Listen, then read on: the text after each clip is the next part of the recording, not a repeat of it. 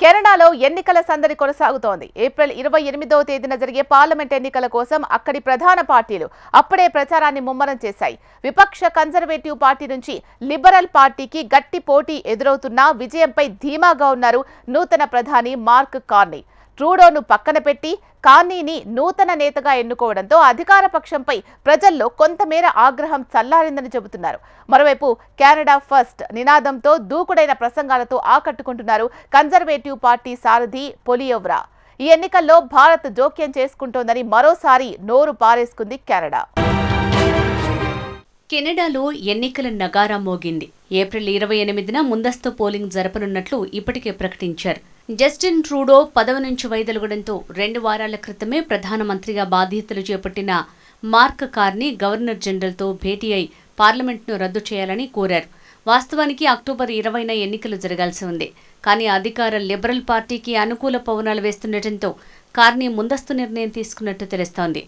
Canada పార్లమెంట్లో మొత్తం 338 స్థానాలు ఉన్నాయి. ఎన్నికల షెడ్యూల్ ప్రకటనతో అన్ని రాజకీయ పార్టీలు తమ ప్రచార కార్యక్రమాలను ముమ్మరం చేశారు.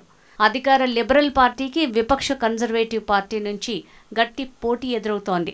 ప్రధాని కార్నీ కెనడా రాజధాని ఒట్టావా నుంచి బరిలోకి దిగేందుకు సిద్ధమయ్యారు. ప్రస్తుతం తమ పార్టీకి అంత అనుకూలంగా ఉందని కార్నీ భావిస్తున్నారు. నిజానికి జస్టిన్ ట్రూడో 10 ఏళ్ల పాలనపై ప్రజల్లో తీవ్ర వ్యతిరేకత వ్యక్తమైంది. దేశాన్ని ఆయన అన్ని విధాలా తిరోగమన బాట పట్టించారని కెనడా ప్రజలు ఆగ్రహంతో ఉండటంతో ఎన్నికలు ఎప్పుడొచ్చినా కన్జర్వేటివ్ పార్టీ విజయం నల్లేరుపై నడకేనని అంతా భావించారు. కానీ ట్రూడోను తప్పించి మార్క్ కార్నీకి ప్రధాని పగ్గాలు అప్పగించడంతో లిబరల్ పార్టీపై ప్రజల ఆగ్రహావేశాలు చల్లార్చినట్టు కనిపిస్తోంది. ఈ కొద్ది రోజుల్లోనే వరుస నిర్ణయాలతో కార్నీ మంచి దూకుడు కనబరిచారు. ట్రంప్పై ఆయన కఠిన వైఖరి ప్రజలను విపరీతంగా ఆకట్టుకుంటోంది. 60 ఏళ్ల మార్క్ కార్నీ వృత్తిరీత్యా బ్యాంకర్. బ్యాంక్ ఆఫ్ కెనడాతో పాటు బ్యాంక్ ఆఫ్ ఇంగ్లాండ్కి కూడా చీఫ్గా పనిచేసిన ఘనత ఆయనది. అయితే రాజకీయాలకు మాత్రం పూర్తిగా కొత్త. కనీసం పార్లమెంటుకు పోటీ చేసి గెలిచిన చరిత్ర కూడా లేకున్నా కొద్ది రోజుల క్రితమే అనూహ్యంగా ఏకంగా ప్రధాని అయిపోయాడు. అలా ప్రధాని హోదాలో ఎన్నికల అరంగేట్రం చేస్తున్న నేతగా అరుదైన రికార్డు నెలకొల్పారు. కెనడాను అడుగడుగున అవమానిస్తున్న అమెరికా అధ్యక్షుడు డొనాల్డ్ ట్రంప్ తీరే ఈ ఎన్నికల్లో ప్రధానాంశంగా మారిపోయింది. తమ సమస్యల పరిష్కారం కంటే ట్రంప్కు గుణపాఠం చెప్పటమే ముఖ్యమని ప్రజలు భావిస్తున్నారు. అన్ని విషయాల్లోనూ అమెరికా అధ్యక్షునితో ఢీ అంటే ఢీ అంటున్న కార్నీ తీరు వారిని ఎంతగానో ఆకట్టుకుంటోంది. ఈ కొద్ది రోజుల్లోనే వరుస నిర్ణయాలతో కార్నీ మంచి దూకుడు కనబరిచారు. ట్రంప్పై ఆయన కఠిన వైఖరి ప్రజలను విపరీతంగా ఆకట్టుకుంటోంది.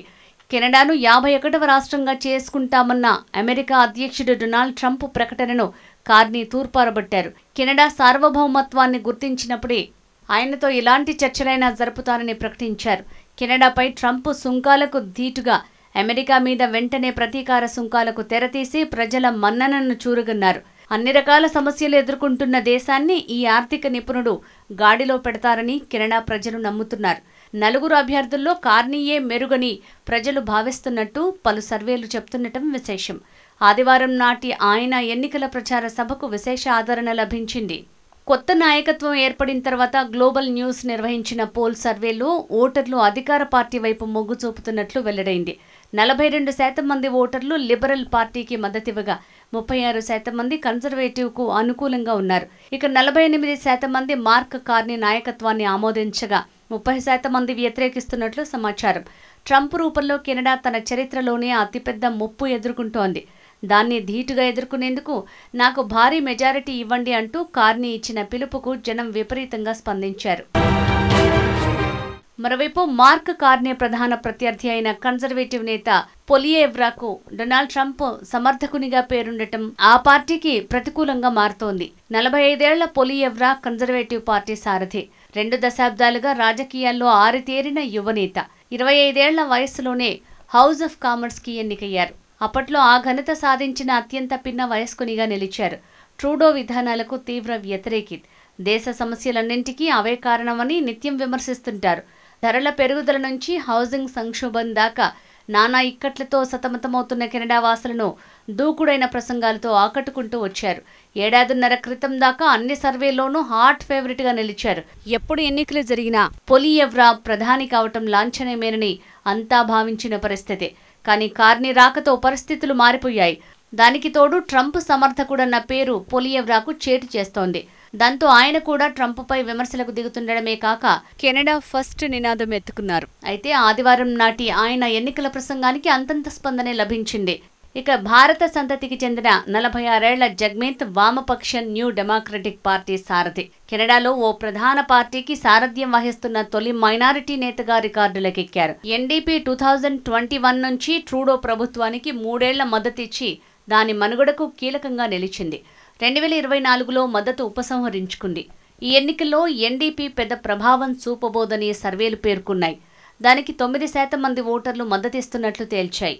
పార్టీకి అధికారిక గుర్తింపును నిలుపుకోవటమే ఎన్డీపీకి సవాల్గా మారొచ్చంటున్నారు. బ్లాక్ క్యూబెక్ నేషనలిస్ట్ పార్టీ నుంచి ఫ్రానోయిస్ బ్లాంచెట్ బరిలో ఉన్నారు. క్యూఎన్పీ పోటీ ఫ్రెంచ్ ప్రాబల్య ప్రాంతాలకే పరిమితమైంది. జగ్మిత్ బ్లాంచెట్ పోటీ నామమాత్రమేనని భావిస్తున్నారు. దశాబ్దాల తరబడి మిత్రదేశాలుగా ఉన్న భారత్ కెనడాల మధ్య సంబంధాలు ఇటీవల బాగా దెబ్బతిన్నాయి. కెనడా ప్రధాని జస్టిన్ ట్రూడో ఖలిస్తానీ ఉగ్రవాది హర్దీప్ సింగ్ నిజ్జర్ హత్య వెనుక భారత ఏజెంట్ల హస్తం ఉండొచ్చని చేసిన వ్యాఖ్యలు ఇరు దేశాల మధ్య ఉద్రిక్తతలు రాజేశాయి. భారత్ వెంటనే వాటిని తిప్పికొట్టింది. అనంతరం ఈ ఇరు దేశాలు పరస్పరం దౌత్యవేత్తలను తిప్పి పంపివేశాయి. ఆ క్రమంలోనే వరుసగా జరిగిన కొన్ని పరిణామాలతో ఉభయ దేశాల దౌత్య వాణిజ్య సంబంధాలు క్షీణించాయి. కెనడా నూతన ప్రధానిగా మార్క్ కార్నీ ప్రమాణం చేసిన తర్వాత భారత్ కీలక వ్యాఖ్యలు చేసింది. కెనడా మాజీ ప్రధాని జస్టిన్ ట్రూడో ఆధ్వర్యంలోనే తీవ్రవాదులకు, ఉగ్రవాదులకు లైసెన్సులు వచ్చాయి. దీని కారణంగానే ఇరు దేశాల మధ్య సంబంధాలు తీవ్రంగా దెబ్బతిన్నాయి. కొత్త నాయకత్వంలో పరస్పర విశ్వాసం, సున్నితత్వంతో మళ్లీ సంబంధాలు పునరుద్ధరించాలని ఆశిస్తున్నా అని భారత విదేశాంగ కార్యదర్శి రణధీర్ జైస్వాల్ పేర్కొన్నారు. ఇటీవల నూతన ప్రధానిగా ఎన్నికైన అనంతరం మార్క్ కార్నీ సైతం భారత్తో సంబంధాలపై మాట్లాడారు. ట్రూడో అధికారంలో ఉన్న సమయంలో భారత్తో దెబ్బతిన్న సంబంధాలను తిరిగి పునరుద్ధరిస్తానన్నారు. తాను అధికారంలోకి వచ్చిన వెంటనే ఆ విధంగా కృషి చేయటానికి ఎదురుచూస్తున్నానని పేర్కొన్నారు. న్యూఢిల్లీతోనే కాకుండా సారూప్యత కలిగిన దేశాలతోనూ వాణిజ్య సంబంధాలను బలోపేతం చేయటానికి తగిన చర్యలు తీసుకుంటానని తెలిపారు. కార్నీ భారత్కు అనుకూలంగా ఉండటంతో భవిష్యత్తులో ఇరు దేశాల మధ్య సంబంధాలు మెరుగయ్యే అవకాశం ఉన్నట్లు తెలుస్తోంది. కెనడా పార్లమెంటు ఎన్నికల వేళ ఆ దేశం మరోసారి భారత్ మీద నోరు పారేసుకుంది. ఈ ఎన్నికల్లో భారత్, చైనా జోక్యం చేసుకునే అవకాశం ఉందని Canadian security intelligence service deputy director Vanessa Lloyd ఆరోపించారు. ఆర్టిఫిషియల్ ఇంటెలిజెన్స్ సహకారంతో చైనా ప్రభుత్వం ఈ ప్రయత్నాలు చేసేందుకు అధిక అవకాశాలున్నాయి. భారత ప్రభుత్వానికి కూడా ఆ సామర్థ్యం, ఉద్దేశం ఉంది అని లాయిడ్ ఆరోపించారు. చైనా ప్రభుత్వం ఈ ప్రయత్నాలు చేసేందుకు అధిక అవకాశాలు ఉన్నాయి. భారత ప్రభుత్వానికి కూడా ఆ సామర్థ్యం, ఉద్దేశం ఉంది అని లాయిడ్ ఆరోపించారు. గతంలో కెనడా ఇలాంటి ఆరోపణలు చేసింది.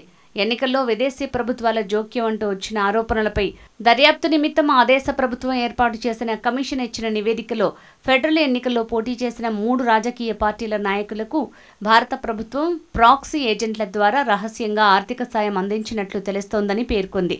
దీనిని భారత విదేశాంగ శాఖ తీవ్రంగా ఖండించింది. వాస్తవానికి భారత అంతర్గత వ్యవహారాల్లో కెనడానే జోక్యం చేసుకుంటోందని, దీనివల్ల మన దేశంలో అక్రమ వలసలు, వ్యవస్థీకృత నేర కార్యకలాపాలు చోటు చేసుకుంటున్నాయని మన దేశం మండిపడింది.